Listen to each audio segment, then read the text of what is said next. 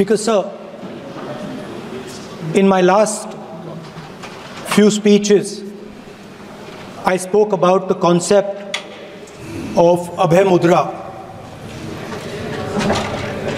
the concept of fearlessness, truth, and non-violence.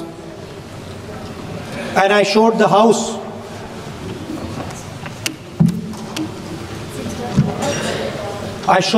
images of our different religions displaying this Abhay Mudra.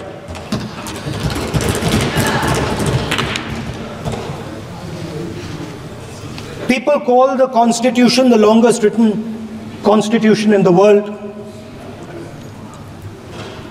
But the Constitution contains a set of ideas from one philosophy of our nation, one central philosophical set of ideas of our nation. When we look at the Constitution and we open the Constitution, we can hear the voice and the ideas of Ambedkar, of Mahatma Gandhi, of Jawaharlal Nehru. But where did those ideas come from? Those ideas came from an old, profound tradition in this country. Those ideas came from Shiva, from Guru Nanak, from Basavana, from Buddha, from Mahavir, from Kabir, from a list of people.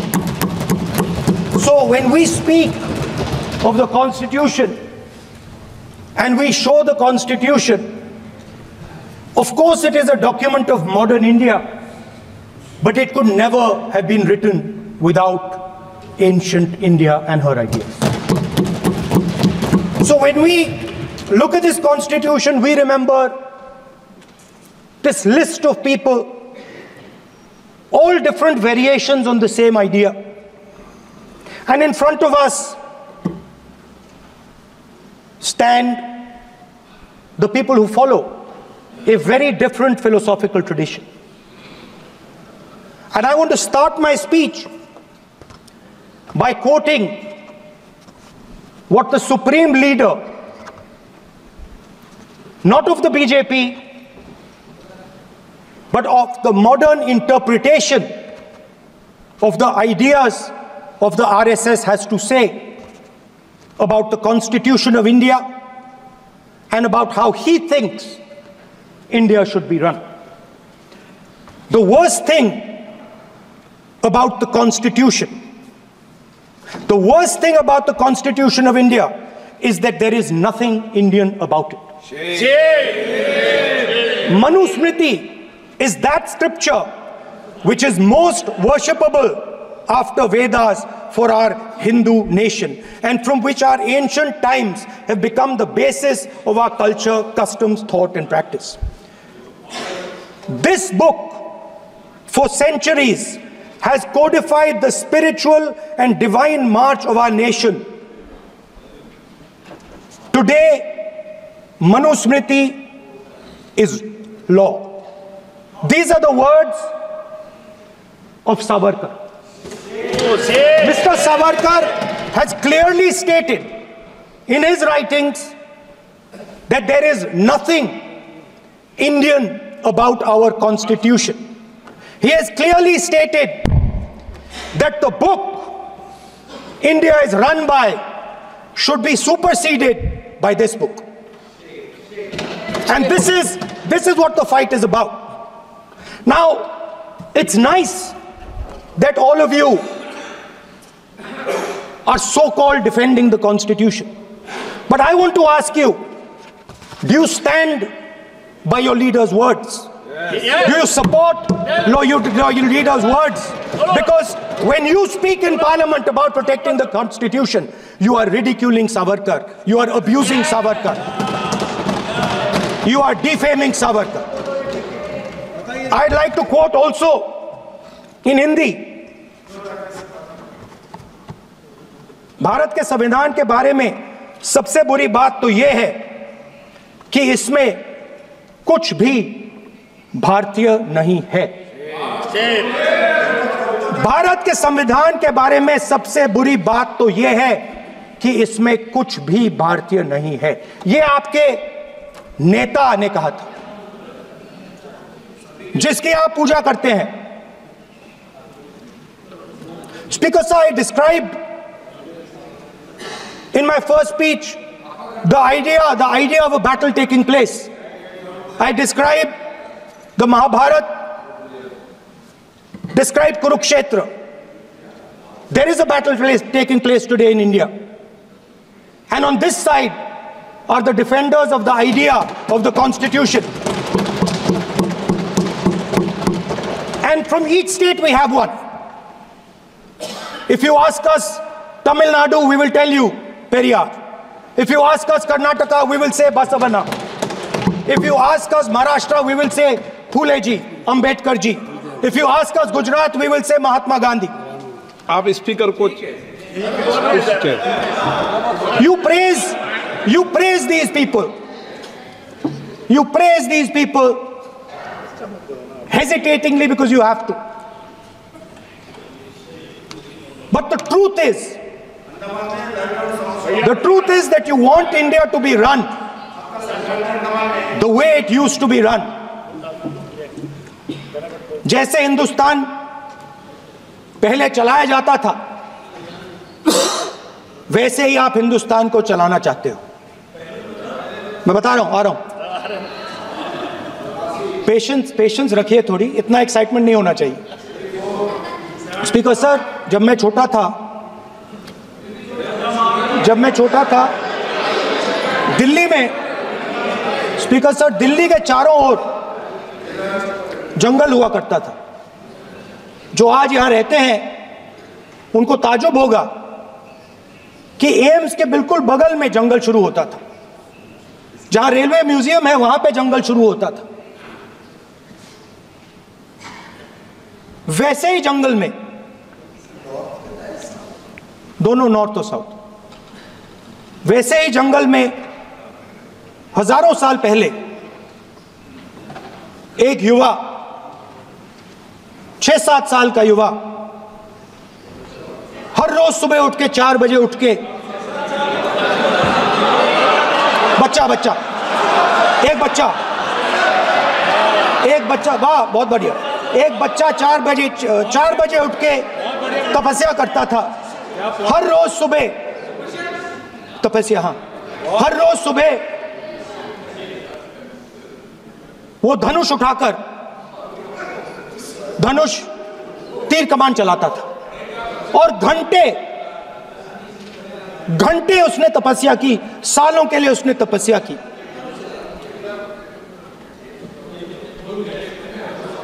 पास लोगों को पता लगने लगा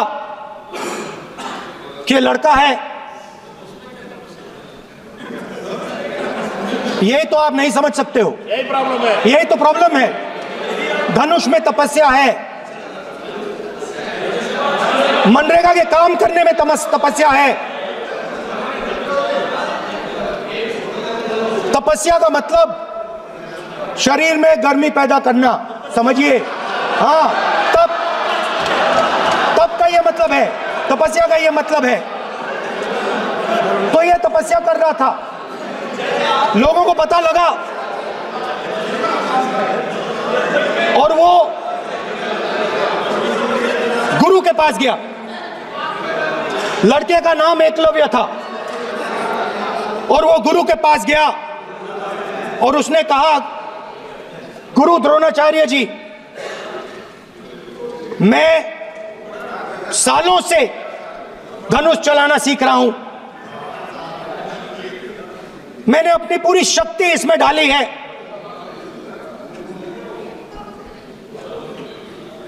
आप मेरी मदद कीजिए, आप मेरे गुरु बनिए। द्रोणाचार्य जी ने एकलव्य को कहा, कि आप ऊंची जात के नहीं हो, आप ऊंची जात के नहीं हो, आप द्विजा नहीं हो।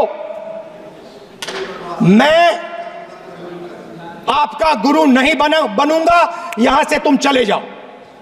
और एकलव्य चला गया। फिर से एकलव्य ने तपस्या शुरू की, फिर से तपस्या शुरू की। कुछ साल बाद द्रोणाचार्य जी और पांडव उसी जंगल से निकले।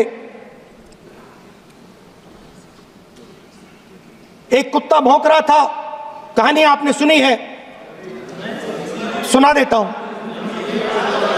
कुत्ता भौंक रहा था, अचानक कुत्ते की आवाज शांत हो गई। द्रोणाचार्य जी और पांडव पास गए और उन्होंने देखा कि तीरों के जाल में कुत्ता फंसा हुआ था। मुंह में तीर था एक, हाँ, मगर कुत्ता तीरों के जाल में फंसा था। एक तीर मुंह में थी, शांत था कुत्ता, मगर कुत्ते को चोट नहीं लगी। एकलव्य ने अहिंसा के साथ कुत्ते को शांत किया था। द्रोणाचार्य जी आते हैं और एकदम पूछते हैं, तुम्हें यह किसने सिखाया? एकलव्य जवाब देता है, द्रोणाचार्य जी, यह मैं सीखा हूं, मैंने तपस्या की है, घंटों मैंने प्रैक्टिस की है।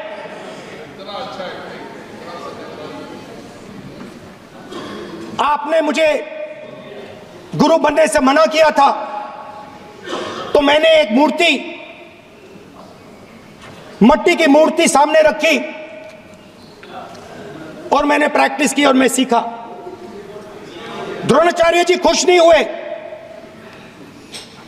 द्रोणाचार्य जी ने एकदम कहा,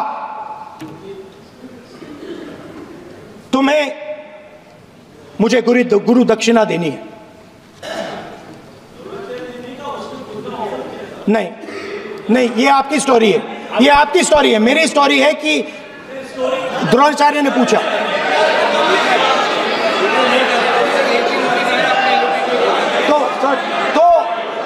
तो द्रोणाचार्य जी ने, Sir, the PM will not speak. You have to understand. If you are not giving order, Prime Minister has to speak. That you have to understand. If you are not giving protection, if you are not giving protection to LOP, then Prime Minister has to speak here. I will tell you. We will be very clear. ठीक है sir. माननीय सदस्य, आपको मैंने कई बार कहा, आप धमकी शब्दों में मत बोला करिए। एक मिनट द्रोणाचार्य जी ने, कार्य मंत्री बोले, कितने डिस्टर्बेंस कर रहे थे। द्रोणाचार्य जी ने कहा कि मुझे आप गुरु दक्षिणा दीजिए।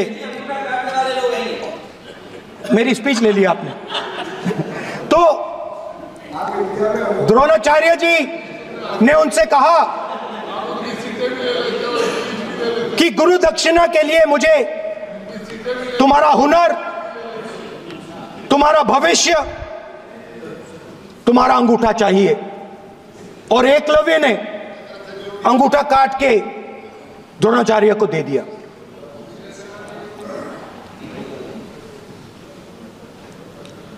यह अभय मुद्रा है।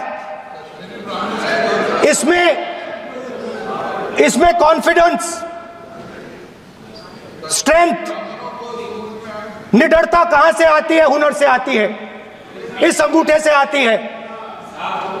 ये लोग इसके खिलाफ हैं।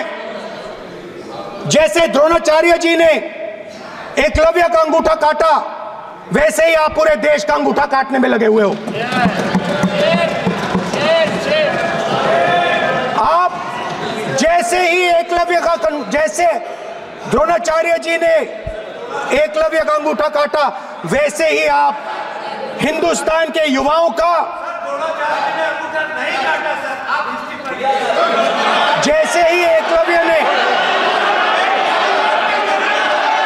देखो सर, जैसे एकलव्य का अंगूठा काटा गया, वैसे ही आप हिंदुस्तान के युवाओं का, सबका अंगूठा काटते हो। जब आप अदानी जी को धारावी देते हो, तो आप धारावी के जो एंटरप्रेन्योर्स हैं, जो स्मॉल एंड मीडियम बिजनेसेस हैं, उनका आप अंगूठा काटते हो। जब आप हिंदुस्तान के पोर्ट्स, एयरपोर्ट्स, डिफेंस इंडस्ट्री, ये सब जब आप अदानी को देते हो,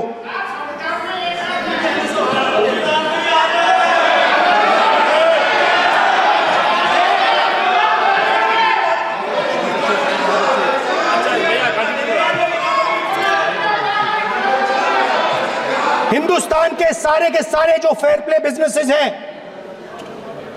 जो ईमानदारी से काम करते हैं, आप उन सब का अंगूठा काटते हो जब आप अदानी की मदद करते हो। कॉन्स्टिट्यूशन में लैटरल एंट्री कर आप हिंदुस्तान के युवाओं का, पिछड़ों का, गरीबों का अंगूठा काटते हो।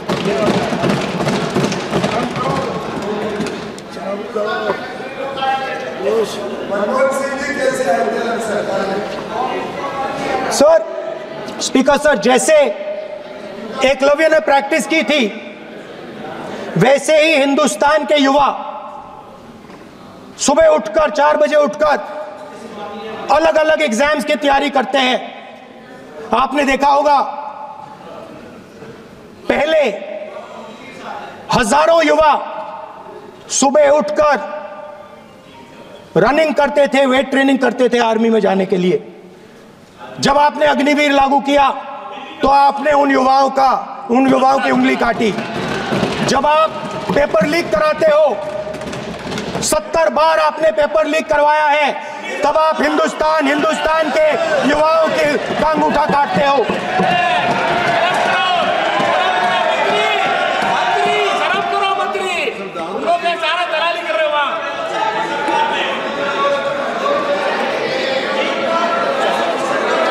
आज बाहर, दिल्ली के बाहर आपने किसानों पर टीयर गैस चलाया है, आपने किसानों पर लाठीचार्ज किया है।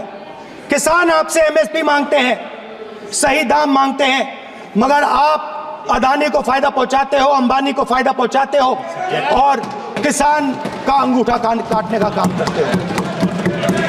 देखिए, हम कहते हैं अभय मुद्रा, हम कहते हैं डरो मत, आप कहते हो हम आपका अंगूठा काट देंगे। ये फर्क है। एक तरफ कौन सर बोलिए। मेरे कहना है कि हम एक मिनट प्लीज बैठिए, आप बैठिए, प्लीज बैठिए, आप बैठिए। आज हम भारत के संविधान की 75 वर्ष की गौरवशाली यात्रा पर कर रहे हैं और कर भाई ये चर्चा हुई थी कि हम संविधान की चर्चा करते समय उसकी उच्च कोटि की ये अपेक्षा है। आप स्पीकर सर, आप राष्ट्रपति भाषण नहीं है। कॉन्स्टिट्यूशन में कहीं नहीं लिखा है कि मोनोपोली होनी चाहिए। कॉन्स्टिट्यूशन में कहीं नहीं लिखा है कि पेपर लीक होना चाहिए। कॉन्स्टिट्यूशन में कहीं नहीं लिखा है कि अग्निवीर होना चाहिए। कॉन्स्टिट्यूशन में ये सब नहीं लिखा है, इसलिए मैं यहाँ रेस कर रहा हूँ। कॉन्स्टिट्यूशन में नहीं लिखा है कि हिंदुस्तान के युवाओं का अंगूठा काटना चाहिए, उनका जो हुनर है उनसे छीना जाना चाहिए।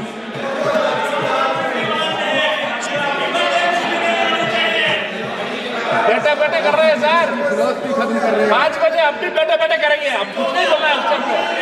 5 बजे देखिएगा, 5 बजे देखिएगा क्या करते हैं। स्पीकर सर, मिलेगा। मैं कुछ दिन पहले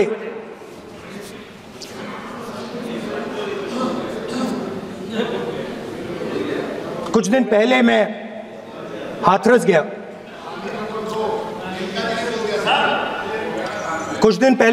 गया। हाथरस में 4 साल पहले एक लड़की का बलात्कार होता है। गैंग रेप होता है। 3-4 लोग गैंग रेप करते हैं। मैं 2-3 दिन पहले उस लड़की के परिवार के घर में गया।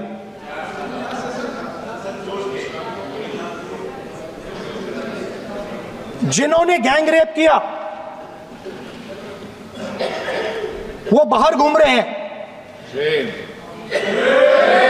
और लड़की का परिवार अपने घर में बंद है। लड़की का परिवार बाहर नहीं जा सकता है। जो अपराधी हैं वो उनको रोज धमकाते हैं और वो बाहर घूमते हैं।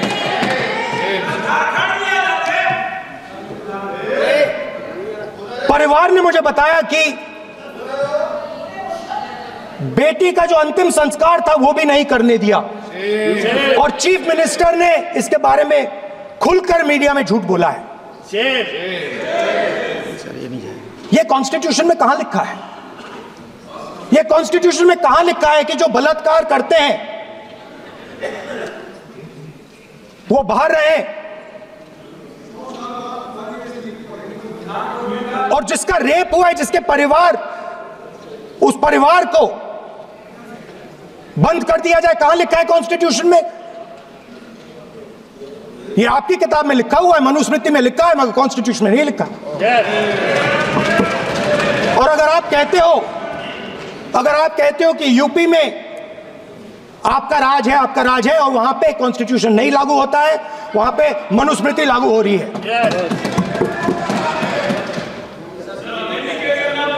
परिवार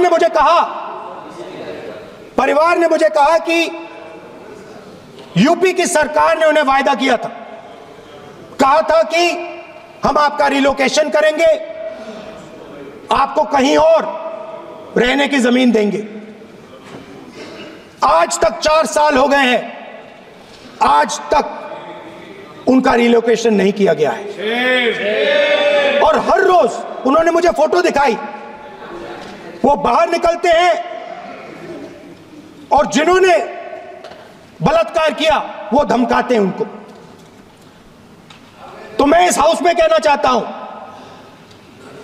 कि अंबेडकर जी के संविधान वाले लोग, इंडिया गठबंधन वाले लोग, हम सब मिलकर उस परिवार का रिलोकेशन हम करेंगे, अगर आप नहीं करोगे तो। और हिंदुस्तान के हर गरीब व्यक्ति को हम ये कहना चाहते हैं, आपकी रक्षा कॉन्स्टिट्यूशन करता है, और ये बीजेपी के लोग कॉन्स्टिट्यूशन पर 24 घंटा आक्रमण करते रहते हैं। कॉन्स्टिट्यूशन में लिखा है, prohibition of discrimination on grounds of religion, race, caste, sex और place of birth. The state shall not discriminate against any citizen on grounds only of religion, race, caste, sex, place of birth, or any of them. Some days back, youngsters from Sambal came to see me. Innocent people, they had done nothing. They were just, वो बस पास में थे, 5 लोगों को गोली मार के हत्या कर दी। ये कहां लिखा है कॉन्स्टिट्यूशन में? ये कहां लिखा है कॉन्स्टिट्यूशन में? तो लिखा है prohibition of discrimination of grounds of religion.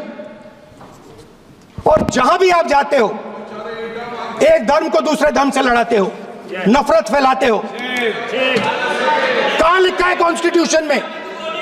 कहां लिखा है कॉन्स्टिट्यूशन में कि एक धर्म को दूसरे धर्म से लड़ाना है?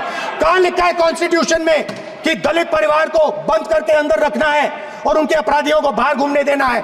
कौन से कॉन्स्टिट्यूशन में लिखा है? मुझे दिखाइए।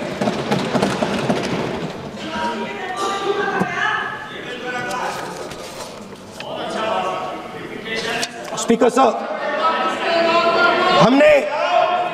हमारी जो विचारधारा है, इंडिया गठबंधन की विचारधारा है, वो देश में कॉन्स्टिट्यूशन लाई है। हम सब मिलकर कॉन्स्टिट्यूशन की रक्षा करते हैं। अंबेडकर जी ने कहा था, if there is political equality but no social and economic equality, political equality will be destroyed. ये अंबेडकर जी के शब्द हैं, और आज ये बात सबके सामने है। पॉलिटिकल इक्वालिटी जो थी वो खत्म हो गई है। हिंदुस्तान के सारे इंस्टीट्यूशंस कैप्चर कर लिए गए हैं। सोशल इक्वालिटी नहीं रही। फाइनेंशियल इकोनॉमिक इक्वालिटी नहीं रही। इसीलिए हमारा अगला कदम जाति जनगणना होगा। हम देश को दिखाना चाहते हैं कि आपने किन लोगों का और कहां कहां अंगूठा काटा है।